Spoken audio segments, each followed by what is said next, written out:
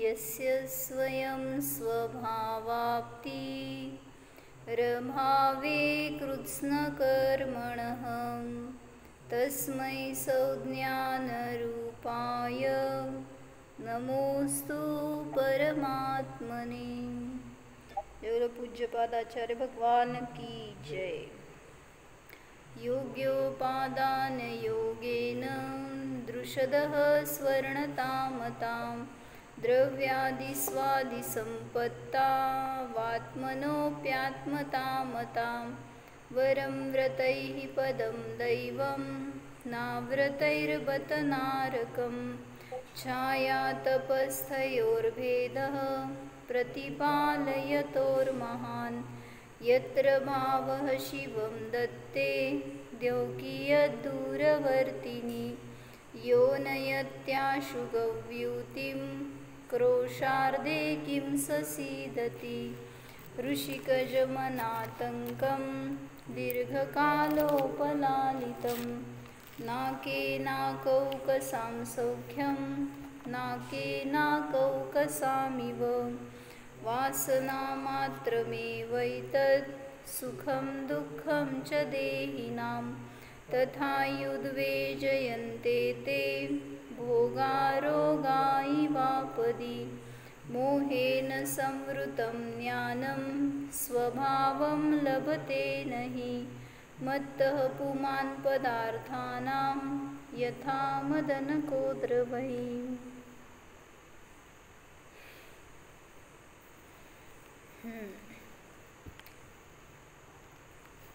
मोहाने लोक दिवाळी साजरी करतात म्हणून सगळे सुट्टीवर जातात। काय असती दिवाळी म्हणजे मोह वाढवणे काम आहे। उलट तिथं भगवंतांनी मोहाचा नाश केला आणि सगळ्या कर्माचा नाश करून मोक्षाला गेले हे दाखवायचं आहे दिवाळीत। तर उलट लोक सजण्यात धजण्यात मोही होण्यात रागी होण्यामध्ये वितरागता विसरून जातात। म्हणून सांगायचं आहे त्यांना कशी दिवाळी करायची। अम्मांच्या जवळच दिवाळी करायची त्याच्याशिवाय दुसरीकडे नाही। तर चाललं इथं काय चटई कुठे गेली तुला?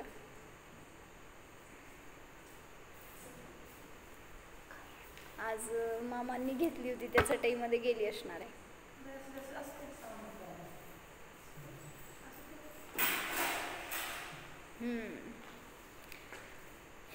तर काय झालं दिवाळी कशी साजरी करायची विजू काकी? मोहानी का निर्मोहानी? राग द्वेषानी का वितरागतेने?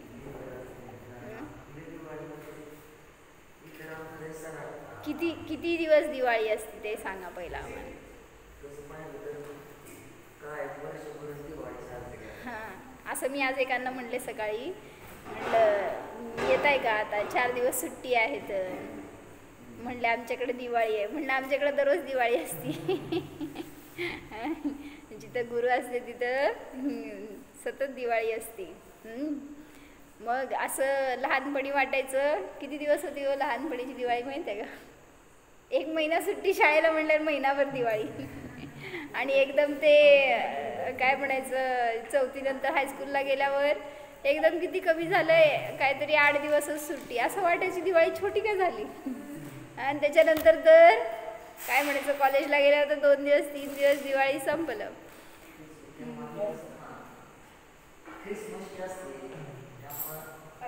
नाही शाळेलाच तेवढी सुट्टी असायची हो 15 दिवस का काय असं लय माहीत नाही। आणि मग त्याच्यामध्ये ते वर्क द्यायचे काहीतरी मग ते आवडायचं असं की दिवाळी लय मोठी असते म्हणल्यावर छान असते। पण नंतर तर 1 दिवस आणि 2 दिवस दिवाळी म्हणजे मोहींची दिवाळी अशी असते। आणि निर्मोहीला जिथं ज्या समयाला अनुभव घेतो त्या समयाला दिवाळीच आहे। कारण दिवाळी तुम्हाला आनंद भोगता येतो तर ज्याला आत्मानंद भोगता येतो त्याला सतत दिवाळी आहे।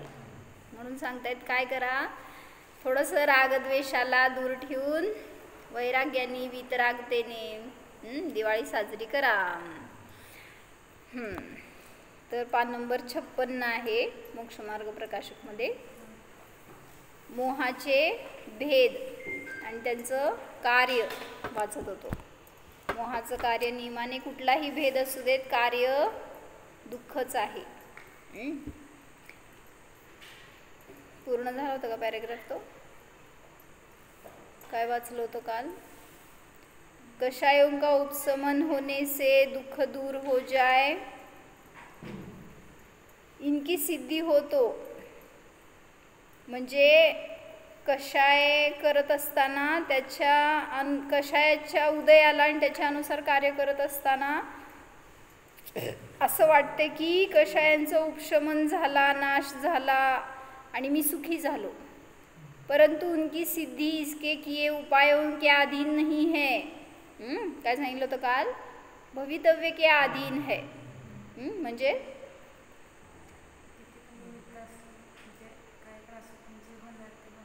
हां, म्हणजे मी करेन भले कोणावर कशाय करेन, रागद्वेष करेन, पण त्याचं वाईट व्हायचं असेल तर त्याचं त्याच्या भवितव्य अधीन आहे. माझ्या वाईट केल्याने त्याचं काही कधी होणार नाही.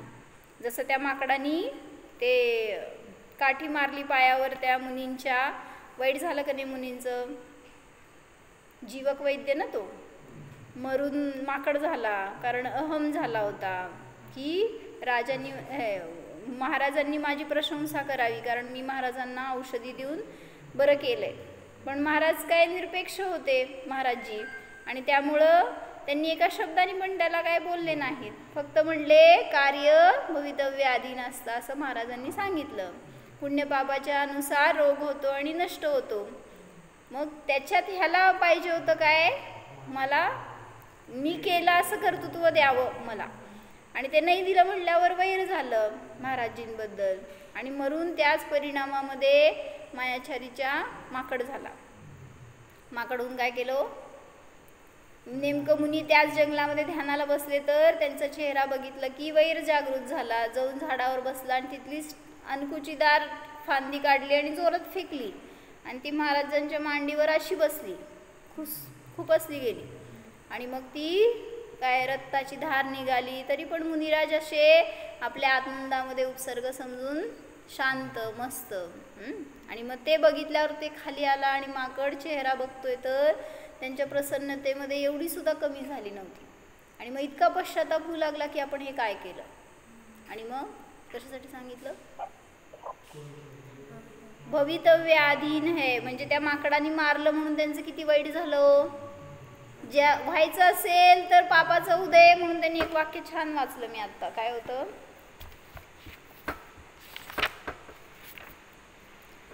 प्रत्येक वस्तूचे कार्य स्वतंत्र आहे, कोणी कोणाच्या अधीन नाही. ह्याच्यासाठी त्यांनी वाक्य सांगितलं, किसी के राग द्वेष करने से वह चीज अनुकूल नहीं होती या प्रतिकूल नहीं होती, किंतु पूर्व का पुण्य हो तो अनुकूल दिखती है, पाप का उदय हो तो प्रतिकूल दिखती है.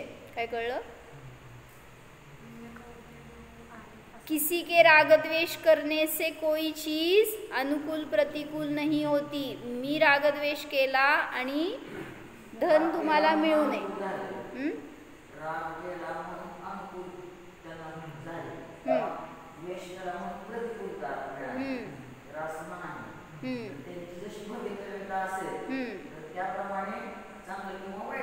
जसं तुम्ही रोटल्या केल्या, सांगा कशा केल्या? रागाने केल्या का द्वेषाने केल्या? म्हणजे अनुरागाने केली तर छान झाली अशी गोल गोल, किंवा काय आजी मावशी म्हणती तसं एकदम टेस्टी होतोय स्वयंपाक. असं काकींचं स्वयंपाक टेस्टी असतंय तर ते जीव घालतात पंडित मावशी आमची. रागाने म्हणजे अनुरागाने प्रेमाने केलं तर चांगलं होतं, आणि तेच द्वेषाने केल्यावर कसं होतं सांग? खारट तर होतं, आंबट तर होते, तिखट तर होते, कडू तर होते. म्हणजे आपण शेवटी पण हे सगळं त्यांना सांगायचंय त्याची योग्यता तशी. मी केलं म्हणून त्याच्यामध्ये काय झालं असं नाही. किसी के राग, लिहा वाक्य छान आहे. किसी के राग द्वेष करने से, लिहा इजुका की हा असं असते. जाऊ घेऊन या. कोई चीज अनुकूल या प्रतिकूल नहीं होती.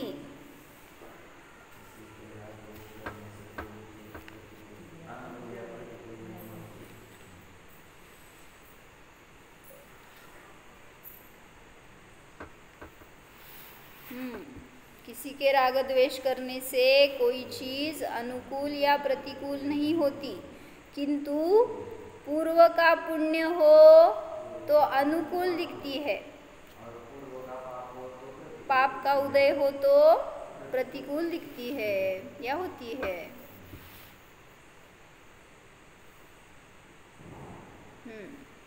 तरी ते एक काल प्रश्न विचारला होता ना, आपण वाचलं होतं की संसारात राहून कशाय न करता, काहीच क्रोधमान मायलोभ न करता राहणं कसं शक्य आहे हो, असं त्यांनी प्रश्न विचारला होता। त्याला उत्तर काय दिलं तर राहावंच लागणार आहे। ज्याला संसार संपवायचा आहे ना, त्याला त्या कषायांच्या उदयात स्थिर राहावंच लागणार आहे, त्याच्याशिवाय बाहेर पडू शकणार नाही। तर त्यांनी थोडंसं अजून विचारलंय प्रश्न, स्त्री पुत्रादिक सब अनुशासन में रहे, इसलिए हमें तो घर व दुनियादारी के लिए कषाय करनी ही पड़ती है। स्त्रियांना मुलांना नाही वाचणार आहे, स्त्रियांना मुलांना वगैरे काय अनुशासनामध्ये ठेवण्यासाठी आम्हाला करावं लागतात कषाय, असं कोणी म्हणतंय। रागद्वेष होतात किंवा त्यांच्यावर आपण जोर करतोय, अधिकार दाखवतोय, उसको ज्ञानी कहते हैं कि तुम्हारी यह मान्यता विपरीत है, भ्रम है। पाप करूं, क्रोध कपट करूं तो सब ठीक रहे, अर्थात दोष से लाभ हो, यह कैसे हो सकता है। मी क्रोध केला म्हणजे पाप केलं का पुण्य केलं? पाप केलं। पापाने कुठलं कार्य सुरळीत होणार आहे हो? म्हणजे मुलावर मी क्रोध केल्यावर तो माझ्या अनुशासनात राहील, त्याला वळण लागेल, काय केलं? पण असं दिसतंय तर प्रॅक्टिकली त्यांना जर असं जोर दिलं तर ते अभ्यास करतात, तर ते व्यवस्थित मंदिरात आल्यावर पण दंगा करू नका म्हणून ओरडून सांगितल्यावर ते जर असं ऐकतील, मग करायचं का नाही करायचं? काकी परिस्थिती बघून बोलावं लागतंय।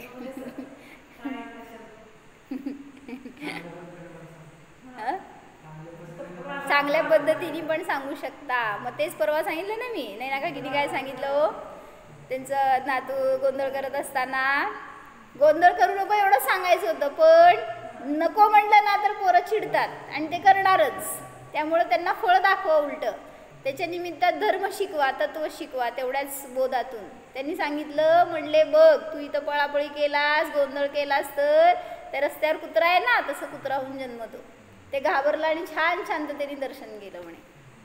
म्हणजे असं जरासं वेगळ्या व्ह्यूनी सांगा ना पोरांना, उलटं ते चांगलं ऐकतील, चांगलं ग्रहण करतील, आजीवनपर्यंत ठेवतील, नाहीतर आज सांगितलेलं ऐकणार, उद्या परत पळालेलेच दिसणार।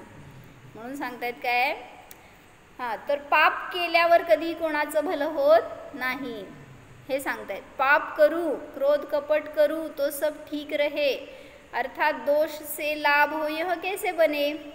जो ऐसे विपरीत सिद्धांत को मान्य करते हैं वे क्रोध या कपट को नहीं छोड़ सकते, क्योंकि शठ के प्रति शठता करना स्वयं अपराध है। म्हणजे शठ म्हणजे मायछरी करणारा, मूर्ख असणारा असं म्हणा, कपट करणारा। शठ के प्रति शठता करना स्वयं अपराध है, म्हणजे कोणी तुम्हाला फसवतंय म्हणून त्यालाच फसवणं हे पण अपराध आहे। शठ के प्रति भी सरलता, सज्जनता होनी चाहिए। कोणी तुम्हाला छलकपट करतंय तर त्याच्या प्रति सुद्धा तुमची किती सरळता असते। प्रयोजनवश किसी को सूचना देने का विकल्प आ जाए, यह अलग बात है। काय का की मुलांना सांगावं वाटलं, तुम्हाला सांगायला वाटणं, ते विकल्प येणं साहजिक आहे असं म्हणायचंय। प्रयोजनवश किसी को सूचना देने का विकल्प आ जाए यह बात अलग है, किंतु कषाय करने योग्य है ऐसी मान्यता विपरीत है। कोणाला तरी मार्गदर्शन करायचं आहे तर करा, पण कषाय करून नका करू हे सांगायचंय। किंतु कषाय करने योग्य है ऐसी मान्यता विपरीत है। थोड़ा बहुत क्रोध मान माया लोभ करूं तो सब ठीक बना रहे, ऐसा जो मानता है उसका अर्थ यह हुआ कि अवगुण करूं, दोष दंभ करूं तो ही अच्छा रहे, व्यवस्था रहे, ये सब विपरीत मान्यता है। दोष करने योग्य मानने से दोष रखने की बुद्धी हुई तो उससे गुण कैसे प्रगट हो. माझ्यामध्ये मला गुणांचा विकास करायचा आहे तर मी दोष करून कसा विकास होणार. भगवंतांनी काय केलं. कुठल्याही मुनींना त्यागींना जेव्हा कर्मनिर्जरा करत ते पुरुषार्थ करतायत चढत आहेत श्रेणी वगैरे त्यांचे विरोधी नाही आहेत का बाजूला. त्यांना प्रतिकूलता देणारे किंवा प्रतिकूल प्रसंग येत नाहीत का त्यांच्यावर. सगळे येत आहेत. काय करतायत त्याच्यामध्ये ते. म्हणून सांगतायत काय की आजच काय तर ऐकलं मी ह्याच्यावर. काय मरीची विरोधी होता. किती फरक पडला आदिनाथांना. आदिनाथांच्या विरोधी गेला ना. 363 मताची स्थापना केली. जे काय भगवंतांनी सांगितलं त्याच्या विरुद्ध सगळं सांगितलं. किती फरक पडला हो त्यांना. म्हणजे म्हणायचंय तुमच्या बाजूला सगळे विरोधी असले तरी तुम्हाला फरक पडत नाही. पण मी काय करतोय लगेच त्यांनी मला विरोध केला म्हणलं की आपण डिस्टर्ब होतोय आणि आपण आपल्या मार्गापासून च्युत व्हायचा प्रयत्न करतोय. मग तिथंच तर परीक्षा आहे. दृढता कशी ठेवतोय आपण. तोच मार्गामध्ये स्थिर राहू शकतो. दोष करने योग्य मानने से दोष रखने की बुद्धि हुई तो उससे गुण कैसे प्रकट हो. इसलिए आत्मा का हित करना हो तो यह निर्णय करना चाहिए कि मेरा स्वभाव असीम समता असीम क्षमारूप है. छान सांगितलं वाक्य ते. माझ्या स्वभावामध्ये अशी असीम समता आहे जेणेकरून कोणी माझ्यावर उपसर्ग करताना सुद्धा माझी परिणाम कसे असतील त्यांच्याविषयी कधी द्वेष नाही होणार. समजा कोणी आपल्याला फक्त अपशब्द बोलले काय करणार हो. काय करणार. जाऊ देत. काय तर असं म्हणले आपल्याला विजुगा की काहीतरीच केले आज भाजी चांगली झाली नाहीतर काहीतरी आज स्वयंपाकामध्ये काहीतरी कमी जास्तच केलं असं काहीतरी म्हणलं. काय होतं हो परिणती आपली. म्हणा की काय होत नाही का म्यूट बसलाय. काही होत नाही आपल्याला. काय आपल्यामध्ये शिरले का ते शब्द आणि आपल्याला काय करू शकले का. मग कुठं जात आहे आपलं ज्ञान त्यावेळेस. का लगेच आपण डिस्टर्ब होतोय. म्हणजे तिथं तर शील्ड करायला आहे का अशी तयार आपल्या शेजारी की कुठले शब्द आत प्रवेश करून आपल्याला व्यथित करायला नकोत व्यग्र करायला नकोत. सांगा वाक्य काय होतं ह्याला सांगितलेलं. एकच सांगितलं.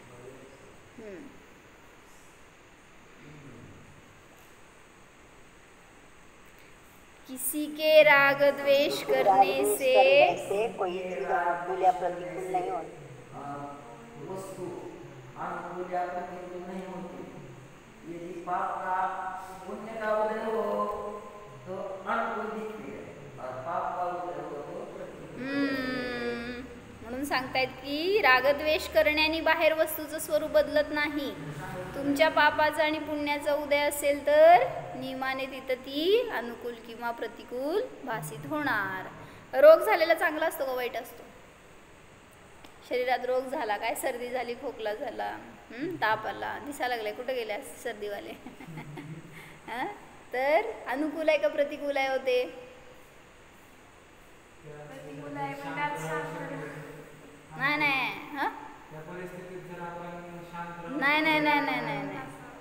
उलट ते सांगितलं तुमचं इम्युन दाखवतंय. इम्युनिटी काय आहे ते दाखवतंय ना. बाहेरची प्रतिकूल परिस्थिती आली तर उलट ते काय म्हणायचं तसं फाईट करतंय ते. जे सर्दी झाली म्हणलं ना तुम्हाला तर ते बाहेरची इन्फेक्शन आत घेत नाही बाहेर सोडतंय ते. म्हणजे तुम्हाला त्या परिस्थितीत ते रोग होतात. म्हणजे ते कदाचित असं म्हणतात आयुर्वेदिकवाले की व्हायला पाहिजेत. म्हणजे मला त्याचं काय पुष्टी करायची नाही आहे पण असं एक म्हणलं गेलं की तुमच्या शरीराची इम्युनिटी चांगली आहे हे दाखवतं त्याच्यातून ते. ज्याला नसेल ना मला सर्दी कधीच होत नाही म्हणजे काय माहीत नाही आपल्याला. म्हणजे त्याच्यामध्ये प्रतिकार क्षमता पण वाढते आपली. आणि कशासाठी सांगत होते. रोग झाला चांगलं का वाईट असं. शिंक आली येते आपल्याला. शिंक आली तर काहीतरी फॉरेन बॉडी आहे ती आत गेली नाकामध्ये तर ते ठेवत नाही बाहेर काढतंय. चांगलं का वाईट. तसंच आहे रोग झाला म्हणजे पण तुमच्या शरीराची परिस्थिती कशी आहे त्या रोगप्रतिकारक रूपाने, तर ते दाखवतंय. ज्याला ते दाखवू शकत नाही शरीर ते जास्त रोगी आहे हे समजतं, मग कधीतरी एकदम त्याचं स्फोट होतो. म्हणून जे काही घडतंय ना ते तुमच्या पुण्यपापाच्या उदयानुसार घडत आहे. चला वाचायचं याच्यातलं कुठंपर्यंत झालं. उपाय होना भी अपने अधीन नहीं है, भवितव्य के अधीन है. 56 पानावर आहे, दुसरा पॅराग्राफ आहे ना, त्याची शेवटची ओळ आहे. क्योंकि अनेक उपाय करने का विचार करता है और एक भी उपाय नहीं होता देखते है. किती उपाय करायचे तो सुखासाठी, हे पाहिजे ते पाहिजे ते पाहिजे, हे करू ते करू, किती उपाय केले पण फळ काय झालं. सांगतायत की अनेक उपाय करने का विचार करता है और एक भी उपाय नहीं होता देखते है. एका पण उपायानी सुख येताना दिसत नाही. का? पापाचा उदय. मी किती उपाय केले तरी सुद्धा फळ मिळत नाही म्हणजे समजून घ्या तिथं पापाचा उदय असेल तर कार्यसिद्धी होणार नाही. तथा मग जोरात. काकतालीय न्याय से भवितव्य ऐसा ही हो जैसा अपना प्रयोजन हो, वैसा ही उपाय हो और उससे कार्य की सिद्धि भी हो जाए तो उस कार्य संबंधी किसी कषाय का उपशम हो, परंतु वहाँ रुकाव नहीं होता. काय कळलं? काकतालीय न्याय म्हणजे काय असतं? जुगा की काकतालीय न्याय म्हणजे काय असतं? कावळा बसायला आणि फांदी तुटायला गाठ पडली म्हणतो ना आपण, तशा टाईपमध्ये. असं कार्य व्हायला कारण मिळालं आणि कार्य झालं असं दिसलं तुम्हाला, आरोप काय आला, त्या कारणाने कार्य झालं. जसं म्हणतो ना, काय लग्न झालं समजा नवीन आणि ती बहू घरामध्ये आली आणि इकडं तुम्हाला धंद्यामध्ये भरपूर फायदा झाला. का झाला हो? चांगल्या पायाची, हां असलं काय तर, आणि तेच नुकसान झालं की लगेच तिचे पाय पांढरे झालेले असतील. का झालं होते वास्तविक म्हणजे सांगायचं आहे तिथं की काकतालीय न्यायाने कार्याची सिद्धी पण झालेली दिसेल, काहीतरी कारण बाहेर मिळाली तशी आणि कार्यसिद्धी झाली दिसेल. उस कार्य संबंधी किसी कषाय का उपशम हो, परंतु वहाँ रुकाव नहीं होता. जब तक कार्य सिद्ध नहीं हुआ था तब तक तो उस कार्य संबंधी कषाय थी. काय कार्य सिद्ध करायचं आहे? काय कार्य सिद्ध करायचं आहे? मी एक माळ करणार जाप म्हणून, मंदिरात आपण बोललो म्हणून. काय म्हणले? कार्य सिद्ध करायचं आहे. काय कार्य सिद्ध करायचं आहे? डिग्री घ्यायची आहे. म्हण की नाही म्हणून मला मोक्षाला जायचं आहे, हे कार्य आहे आपलं. जब तक कार्य सिद्ध नहीं हुआ था तब तक तो उस कार्य संबंधी कशाय थी, आकुलता होती ना, स्वयंपाक करायचंय करायचंय करायचंय काय म्हणजे ती आकुलता होती. और जिस समय कार्य सिद्ध हुआ उसी समय काय झालं? चौक्यामध्ये सगळं स्वयंपाक करून झालं. बिजू काकी कार्य सिद्ध झालं की नाही?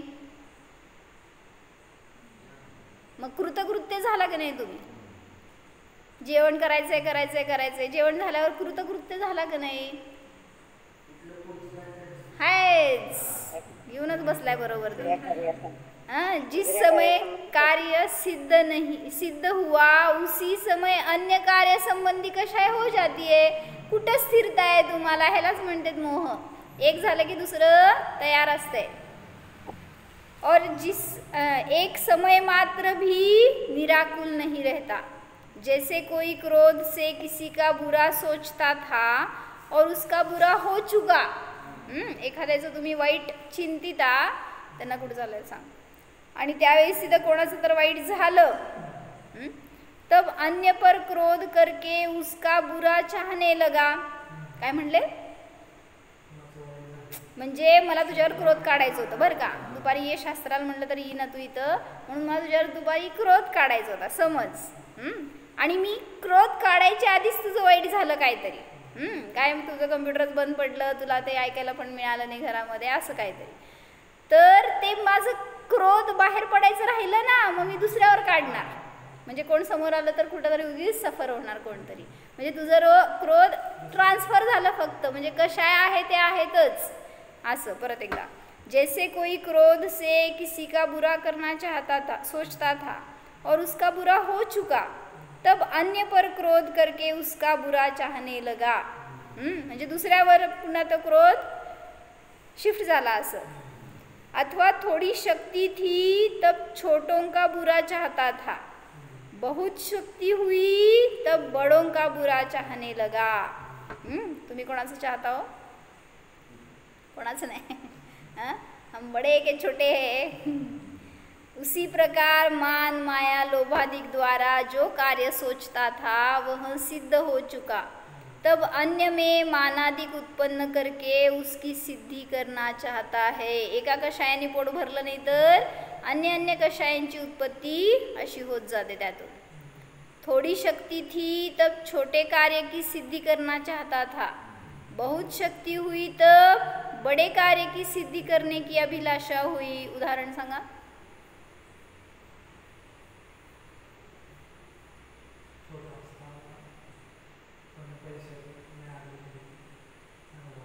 बर, पैशावरच आहे तू अजून, पैशावरच अडकून बसलाय. बर. छोटे असताना 1 रुपये मिळाला तरी इतका आनंद असायचा की लय मोठं गबाड मिळाल्यासारखं. कुठून तरी पैसे वाचवायचे आणि 1 रुपये आपल्याकडे राहिलं म्हटलं की त्याचा किती आनंद. आणि तेच आता 1च्या पुढे किती शून्य दिले आणि एवढे राहिले हातांमध्ये तरी सुद्धा आज शांती नाही, समाधान नाही, आनंद नाही. थोड़ी शक्ति थी तब छोटे कार्य की सिद्धि करना चाहता था. तसलं खेळत होता ना लहान असताना. काय असतं ते घर संसार काय म्हणायचं त्याला, भातुकली. छोटं छोटं सगळं. हे आजकालच्या पोरांना काय माहित नाही हो. तसलं भांडी कुंडी. होय, बरं तसलं म्हणायचं. आम्ही त्याला घर संसार म्हणत होतो. छोटं सगळं मांडायचं आपलं, ते मातीचं करायचं. काय ते असतात तसले भांडे. नाही, आमच्याकडे होते भांडेवाले दुकानात. त्यामुळे ते आम्ही त्या भांड्यांबरोबरच खेळायचे. आमच्याकडे माती नसायची त्यामुळे. मग ते 1 फुटाणं घ्यायचं आणि त्याला 2 भाग करून मध्ये गुळ ठेवायचं आणि त्याचा लाडू करायचा. बरोबर. तर मला म्हणायचे शेंगाचं फुटाण्याचं लाडू नाही सांगायचे छोटी शक्ती थी तर छोटे कार्य की सिद्धी करना चाहता था. एका शेंगाचं लाडू, एका फुटाण्याचा लाडू. आता किती करतो? किती शेंगा घाला, किती फुटाणे घाला, तरी पण ते लाडू होतच नाही. म्हणजे छोटी शक्ति थी तब छोटे कार्य की सिद्धि करना चाहता था, बहुत शक्ति हुई तब बड़े कार्य की सिद्धि करने की अभिलाषा हुई. कषायों में कार्य का प्रमाण हो तो उस कार्य की सिद्धि होने पर सुखी हो जाए, परंतु प्रमाण है नहीं, इच्छा बढ़ती ही जाती है. काय समजलं? किती कषाय करा त्या कार्याच्या सिद्धीसाठी ते लिमिट्स असतील तर ते ठीक आहे. कार्यसिद्धी झाल्यावर तुम्हाला आनंद होईल, पण तुमचे लिमिट्सच नाही आहेत ना. म्हणजे इथं काय घर बांधून राहायचं होतं, झालं का नाही? आता सांगा, शांत झालंय का नाही आत्मा? नाही म्हणतात का हो? अशांत का? म्हणजे पुढचं सगळं आलं ना परत. आजच्या दिवस सगळं झालं कार्य, समजा मागचं सगळं क्लोज्ड. आता इथून नवीन लाईफ सुरू झाली. आता इथून नवीन म्हणल्यावर अजून नवीन परत इच्छा, परत वेगळे कषाय, परत वेगळं सगळं कार्य. म्हणून सांगतायत काय, इच्छा बढ़ती ही जाती है, उसका प्रमाण नहीं है. यही आत्मानुशासन में कहा है, आशागर्तः प्रति प्राणी यस्मिन् विश्वमणुपमं कस्य किं कियदायाति वृथा वो विषयैषिता. आशा रूपी गड्ढा प्रत्येक प्राणी में पाया जाता है. अनंतानंत जीव है, उन सबके आशा पाई जाती है. सांगा, निगोदी जीवाला आहे, किडा मुंगीला काय आशा आहे? आशाएं आशाएं, कौन सी आशा आहे हे? मुंगीला काय आशा? आशा कशाने केली जाते? बरोबर आहे, आशा करणारं मन असते असं आपण म्हणतो, पण त्यांना कुठं मन आहे?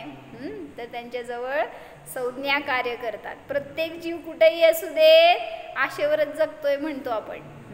तर तिथं आशा आहे, तर खूप मोठ्या मोठ्या आशा आहेत. आणि काय आपली शक्ती नसलेली आशा आहेत. सांग काय आशा असते काका? काय आशा आहे? म्हणले नरेंद्र मोदी बनायचं आहे. किती छोटी आशा आहे हो, का मोठी आशा आहे? म्हणले त्या नरेंद्रची किंमत जास्त आहे का जिनेंद्रची किंमत जास्त आहे? म्हणले कोणाची किंमत आपल्याला, का निज इंद्राची? म्हणजे बाहेर काय बनायचं हे आशाच नको आपल्याला. तथा वह आशा रूपी कूप कैसा है कि उस एक गड्ढे में समस्त लोक अणु समान है. सगळ्यात फेमस काव्य आहे बरं का हे, काय श्लोक आहे. म्हणजे तुमचं आशारूपी गड्डा इतका मोठा आहे की त्याच्यामध्ये काय भरायचं आहे तुम्हाला? जी पाहिजे ती सगळी वस्तू भरा, त्याच्या पटीने अनंत पटीने वस्तू भरा, तरी सुद्धा तो उस गड्डे में सब लोक, 3 लोक जर घेतला तर तो एका अणू समान भरेल. म्हणजे किती मोठा गड्डा आहे तो, कधी भरायचा हो? कळलं का काय सांगितलं मी? काय सांगितलं सांग? किती मोठा गड्डा आहे? 3 लोक एवढा गड्डा नाही आहे. 3 लोक त्यामध्ये टाकले तर एक अणू होईल फक्त त्यामधला. आता तो गड्डा बघ कुठून कुठंपर्यंत पसरला आहे, दिसला का? जेव्हा आम्ही त्या असल्या असंख्य द्वीप शिकायला बसलो होतो ना, असं ते कल्पनाच इथून तिथंपर्यंत असेल. कुठं त्या कल्पनेला शेवटच जाईना, कुठंपर्यंत जायचं.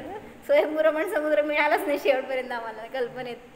मग इथं तर हा गड्डा किती मोठा आहे, कसा दिसणार हो? और लोक तो एक ही है, तो अब यहाँ कहो किसको कितना हिस्से में आए. इसलिए तुम्हें जो यह विषयों की इच्छा है सो वृथा ही है. किती मिळालं तुम्हाला तरी सुद्धा तुम्ही त्याच्या निमित्त जे काही इच्छा करता त्या सगळ्या व्यर्थ आहेत. इच्छा पूर्ण तो होती नहीं है, इसलिए कोई कार्य सिद्ध होने पर भी दुःख दूर नहीं होता. किती इच्छा झाली तरी सुद्धा तिथं कार्याची सिद्धी इच्छेने होत नाही. कशाने होते?